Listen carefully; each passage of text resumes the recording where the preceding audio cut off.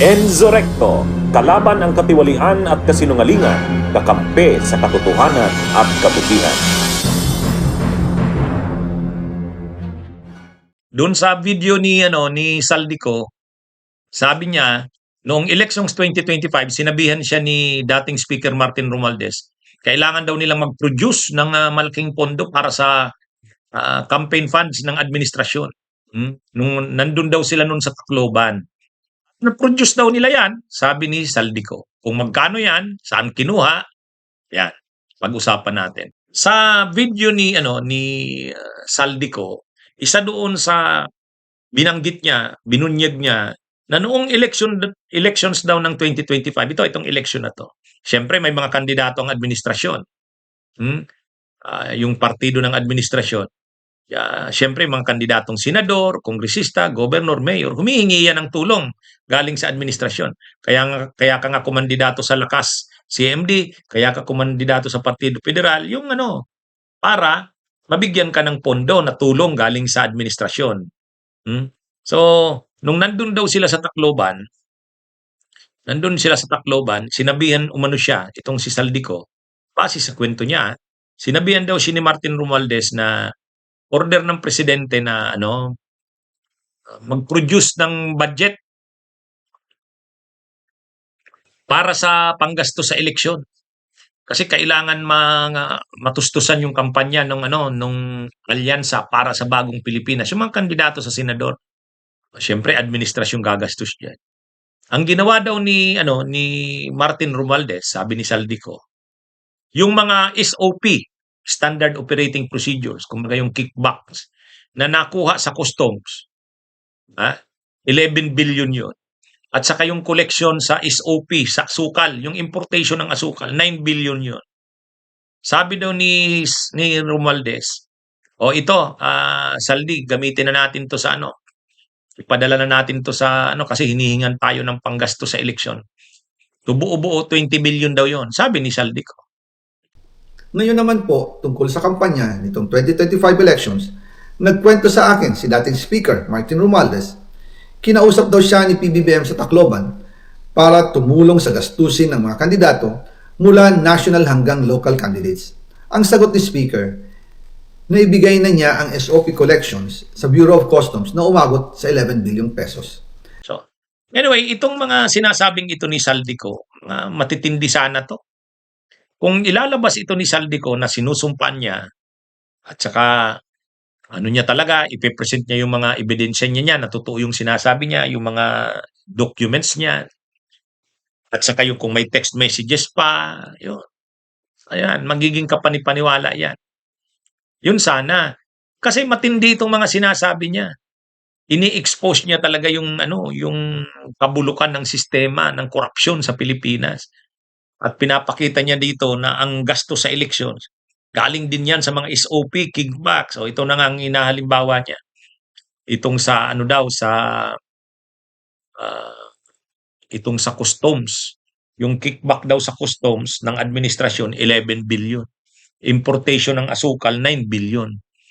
At yung lahat ng yon, sinabi sa kanya ni Romualdez, ito, wag na natin itong pakialaman kasi gagamitin ito sa kampanya. Hinihingan tayo ng pangtustos ng ng kinarya ng administrasyon. So pinadala daw.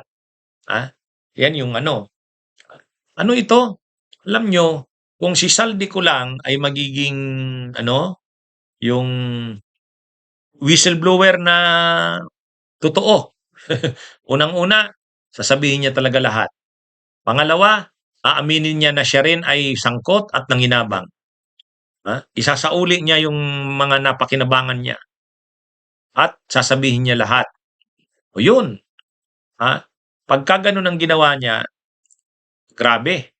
Talagang matindi ang mga binubunyag niya eh. Yan, actually, yung mga binubunyag niya, yun yung kailangan lumabas. Yung mga sinasabi niya, yan yung kailangang lumabas. Kasi walang naglalabas niyan. Hindi naman yan alam ni Alcantara eh. Hindi rin yan alam ni Yusek Bernardo. Hindi rin yan alam nila Bryce Hernandez. Yung mga connection na sa Malacanang, kila Romualdez, yung mga na yan eh, sa inner circle na yan ng administrasyon. Kaya si Saldico sana talaga, kung gusto talagang managot ang lahat ng sangkot hanggang Malacanang, hanggang lahat, pati presidente, pati speaker, si Saldico talaga ang pinakaano niyan. Kaya lang, ang problema kasi nga sa kanya, ang gusto niya, siraan lang ang presidente, siraan si Martin Romualdez, siraan si Lisa Araneta, siraan ang First Family, si Sandro Marcos. Pero siya, malinis siya. Hindi siya sangkot sa lahat ng yan. Ginamit lang siya. Eh, wala namang maniniwala sa ganun. Kaya nga sayang ng mga ini-expose niya. Sayang. Napakaseryoso ng mga aligasyon mo. Tapos sasabihin mo, hindi ka nang inabang diyan. Di ba? At saka dapat, isauli niya yung ano, kaya lang, isasauli niya ba yung, ano na, ilang bilyon na ba ang ano niyan, ninakaw niyan, ni Saldico? Hmm? Ilan na yan sa air assets pa nga lang, ilan na yun? Grabe. Kaya, sa totoo lang, mahirap talaga kasi naging gahaman ng masyado si Saldico. Kaya lang naman siya napipilitang ibunyag na yung mga alam niya kila Marcos, kila Romualdez, kila Saldico, ay kila Sandro Marcos, kila Lisa Araneta kasi naipit na siya, saka galit na siya. Parang siya yung ano eh, sabi niya nga mismo, siya yung poster boy ng katiwalian. Kumbaga na ano siya, siya yung ginagawang ano, sa kanya lahat nakadiin. Di dapat sana magalit siya. Magalit siya, ilabas niya rin lahat ng alam niya. Ang problema, gusto niyang ilabas lahat ng alam niya, pero ayaw niyang makuha sa kanya yung mga ninakaw niya rin. Yun ang masama doon. Kaya nawawala yung kredibilidad. Sayang. Sayang. Kaya lang kung ito kasing sila Alcantara, ang isasauli lang 110 million, 220 million. Si Saldico, pag kinumpute siguro ang kailangang isauli niya. Kung si Yusek Bernardo nga, 1 billion, yung Yusek lang yan, dating Yusek ng DPWH, sabi ni Lacson. Dapat ang isauli ni dating Yusek Bernardo, dapat hindi bababa sa 1 billion. Eh, lalo na ito si Saldico. Baka 25 billion ang kailangan isauli niya. Or higit pa. Kaya ano ito? Pero talagang kung ano sana siya, totoo siya sa ginagawa niya, malaki ang mababago sa Pilipinas kung i-expose niya lahat yan. At magtitistigo siya para mapanagot yung mga yan. Alam niya yung naging pasikot-sikot eh. Kaya lang, sa mga sinasabi niya kasi, kapag dinala na sa issue ng, ikaw, ano naman sa'yo? Sabi niya, wala. Dumaan lang daw sa kanya ang lahat ng yan. Wala namang maniniwala sa kanya.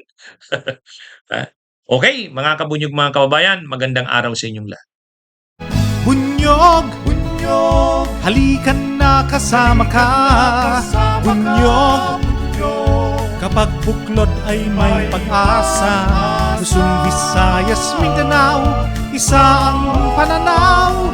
Sa bagong Pilipinas ang bunyog isisigaw. Bunyog.